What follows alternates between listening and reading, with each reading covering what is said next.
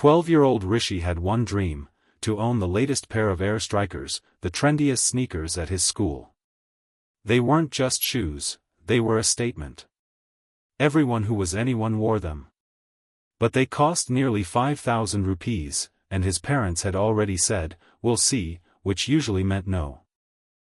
Still, Rishi tried. He begged, bargained, and even offered to wash the dishes for a month. But his father, a mechanic, and his mother, a tailor, gave him the same gentle answer: "We have more important things to take care of." Rishi didn't see it that way. That weekend, his school held a community event. Parents were invited to help with decorations, cooking, and cleanup. Rishi was annoyed that his mom had volunteered. "She's just a tailor," he grumbled to his friend. "Why does she need to come and embarrass me?" At the event, his mood soured even more when he saw his mom scrubbing the floor in the corner, wiping sweat off her forehead, her hands red from cleaning chemicals. He quickly turned away, pretending not to know her. After the event ended, the principal asked all the volunteers to come forward.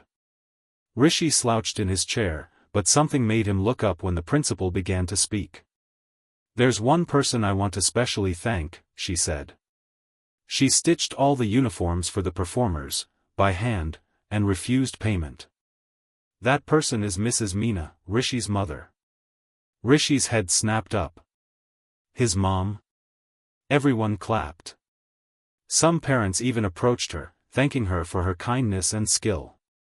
Rishi suddenly saw her differently. This wasn't just his mom, the lady who nagged him to study and made bitter gourd for dinner.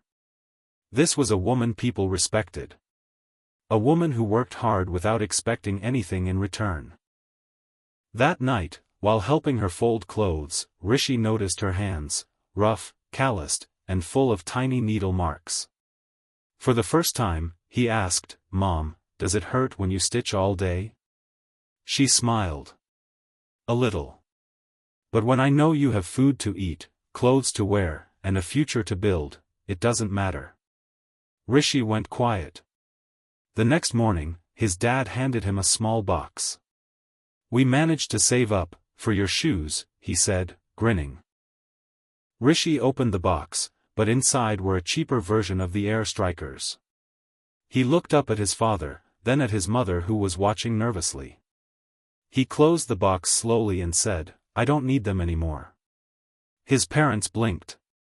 "But you've wanted them for months." Rishi shook his head. "I want to earn them, like you both earn everything you give me."